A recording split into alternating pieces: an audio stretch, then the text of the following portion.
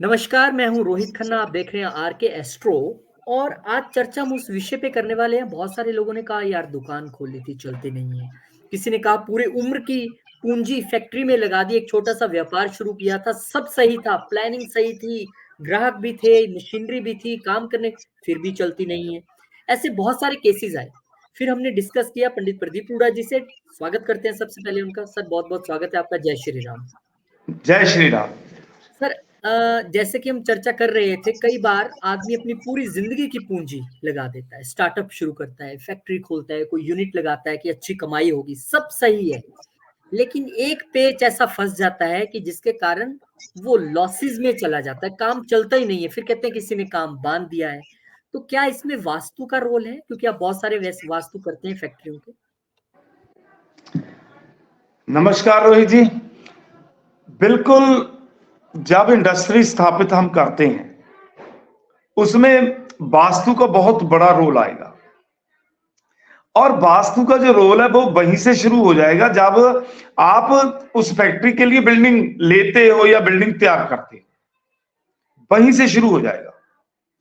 आपने किस दिन उस फैक्ट्री के लिए नींव रखी है, उसका बिल्डिंग बनाने के लिए, और किस दिन आपने वहां पे वो जो लेके आए मशीनरी वगैरह किस दिन लेके आए हो, और उसके बाद उस इंडस्ट्री का गेट जो है वो गेट किस तरफ है, और जो उसका मालिक है, ओनर है, वो कहां पे उसका मेन ऑफिस होगा और वो कहां पर बैठेगा। और उसके बाद जिनसे कोई बैटरी जो मशीनरी है जहां से पानी निकलेगा वो कहां पे आएगी, जहां पे वो भारी काम होगा वो कहां पे आएगा, और उसका जो माल बनने के बाद जो नया माल तैयार हो जाएगा उसको कहां पे रखा जाएगा, और उसके बाद जो स्क्रैप है, फैक्ट्री का स्क्रैप जो बचता है, टूटा फूटा या निकल जाता है कुछ सामान, उसको कहां पे रखा जाएगा। सबसे पहले तो यहीं से वो इंडस्ट्री का काम शुरू होगा। फिर मान लेते हैं कि उस इंसान ने कुछ नहीं किया, वो फैक्ट्री शुरू हो गई है, उसने अपनी कुंडली भी नहीं दिखाई, उस वक्त कौन सी दशा चल रही थी, तो काम शुरू हो गया और बंदा फंस गया। अब वो डाउन जा रहा है। लोग तभी आते हैं जब फंस जाते हैं, जब लॉस हो जाता है, उस वक्त आके फिर लोग आपको नोक करते हैं कि हम अब किस तरफ जाएं, फंस जाते हैं। मेरे पास एक रोहित जी, एक मेरा कोई जानने वाले थे, उन्होंने एक फैक्ट्री लगा ली। फैक्ट्री लगाने के बाद उन्होंने वहां पे वो जो बर्फ होती है ना, बर्फ बर्फ का काम था उनका, आइसक्रीम वगैरह बर्फ का काम था। वो उन्होंने काम शुरू कर दिया। काम शुरू करने के बाद वो जब भी आते थे वो मेरे पास कुंडलियां लेके आते थे, मैं देख के उपाय बता देता था, लेकिन कोई भी रिजल्ट जीरो, वही हाल था। वो रोते ही थे बेचारे, बर्बाद हो गए बिल्कुल। तो रोहित जी, मैंने उनका जाके वास्तु भी देखा, वास्तु देखा, फैक्ट्री देखी, वहां पे भी कोई ऐसी बात नहीं थी, ठीक था, वास्तु भी ठीक था, फिर भी डाउन जा रहे थे बहुत ज्यादा। वास्तु जाने के बाद एक दिन क्या हुआ, जब भगवान कृपा करते हैं, मैं तो एक बात मानता हूं कि जब भगवान कृपा करेंगे ना आप पर, तभी आपको रास्ता नजर आएगा, उससे पहले रास्ता नजर ही नहीं आता। चाहे कोई ब्राह्मण पंडित कितना भी बड़ा, सब फेल हो जाते हैं।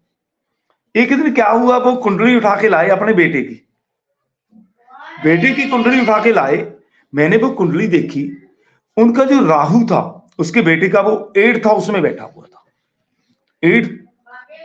8th हाउस का राहु हमेशा लॉस का माना जाता है। और जब उन्होंने वो कंपनी स्टार्ट करी थी, उस वक्त उस बच्चे का राहु का दशा चला था, अंतरदशा चल रहा था, जिससे बैटरी स्टार्ट हुई।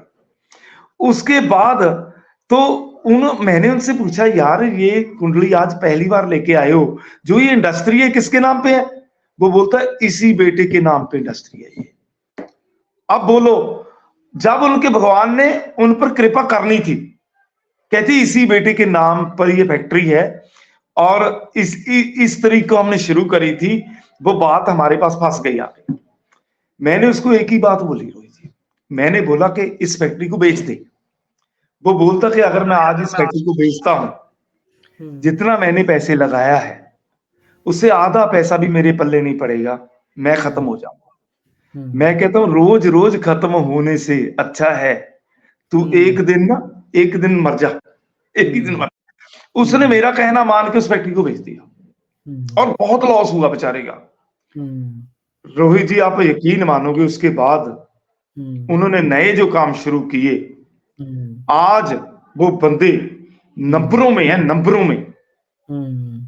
वो मेरे को भी बोलते हैं कई बार आके कि आपने अगर कोई पंडित जी काम करना है ना, आपको कोई किसी चीज की जरूरत है, कोई पैसे की जरूरत है, वो आप ले लो। ऐसा भी होता है। अकेला आपने बात बताई थी, अकेला वास्तु, अकेली कुंडली, इसमें कई चक्रों पे काम करना पड़ता है। किस वक्त उसकी नींव रखी गई है, किस वक्त वो मशीनरी खरीद कर लाए हैं। मैंने बहुत एक जगह पे मेरे को लेके गए, एक इंडस्ट्री थी, वो उसका जो ओनर था वो मेरे को ले गया, फैक्ट्री बंद थी रोहित जी। मैंने देखा, वास्तु देखने के लिए मैंने गया जी। पंडित जी से संपर्क टूटा है, फिर से हम ऐड करने की कोशिश करते हैं। तो वास्तु जी पंडित जी। तो मैंने एक अपना चार्ट बना के वो लेकर के मैं उसकी कंपनी में चला।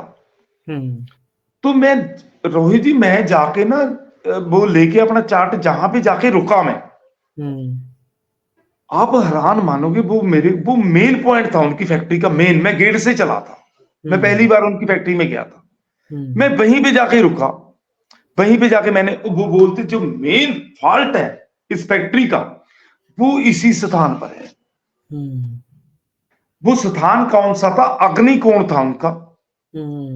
अग्निकोण में जाके उन्होंने क्या किया, उन्होंने वहां पे जो वाटरिंग का था, पानी का, जहां से पानी चलता था, बॉयलर बोलते हैं उसको, पानी चलता था, उसको जार लगी हुई थी, पानी चलता था, वो अग्नि स्थान में स्थापित किया होगा। अग्नि स्थान में स्थापित किया था। तो जब वाटर का जो टैंक है या वाटर का जो प्लान है वो अग्निकोण में चला जाएगा, वो कैसे उठेगा? वो खत्म हो जाएगा, फैक्ट्री माल खत्म हो जाएगा। उसके बाद मैंने वहां से हटवाया। उसके बाद वो चंडीगढ़ के थे बंदे, वो उसके बाद सेटल हुए, उनका काम भी सेट हो गया। हंसने लग गए बेचारे, क्योंकि इंडस्ट्री का मालिक तो बेचारा गिर ही जाता है। 100%। अगर ये भी तो देखोगे ना आप, अगर नई चीजों का कर रहे हो, बना रहे हो, वो किस ग्रह के पास गया, पुरानी चीजों से कुछ बना रहे हो, किस ग्रह के पास गया, उन सभी को देखने के बाद, उसके साथ वास्तु को अटैच करने के बाद आप उस इंडस्ट्री का कोई कल्याण, उसकी हेल्प कर सकते हो। तो आपने जैसे जिक्र किया था कि जो फैक्ट्री में मालिक के बैठने की जगह है, क्या इतना तक देखना पड़ता है? वो भी अगर गलत हो जाए या किसी ऐसे स्थान में बैठ जाए तो काम रुक जाता है? जी, वो जो ओनर है, फैक्ट्री का ओनर, वो कहां पर बैठेगा, उसका चेहरा किधर रहेगा बैठते समय, उसके पीछे वाली दीवार पर क्या रहेगा, और उसके जो उसका उस ऑफिस में मंदिर का स्थान है वो कहां पे रहेगा। ये कुछ बातें तो आजकल इतना तेज हो गया काम, लोगों को पता ही है, बहुत कुछ पता है, लोगों को बहुत कुछ पता है। अब तो लोग उस तरह सेट भी कर लेते हैं, मंदिर को भी सही जगह दे देते हैं, वो सीट को भी जगह दे देते हैं, लेकिन फिर भी कुछ ऐसे पॉइंट उसमें रह जाते हैं जिनको पकड़ना बहुत जरूरी होता है। अब कोई बोले कि यहां पे मेरे किसी ने कराया कर दिया, बांध दिया, ऐसी बातें भी लोग करते हैं, लेकिन पहले उन चीजों के लिए वो इंडिकेशन तो उस वक्त जाके स्टार्ट होती हैं जब पहले आप कुंडली से निकल जाओगे, फिर आप वास्तु से निकल जाओगे, फिर आप उस जगह में घूम करके उसको चेक कर लोगे। वो बातें तो बहुत देर बाद शुरू होती हैं कि किसी ने बांध दिया, किसी ने कुछ कर दिया।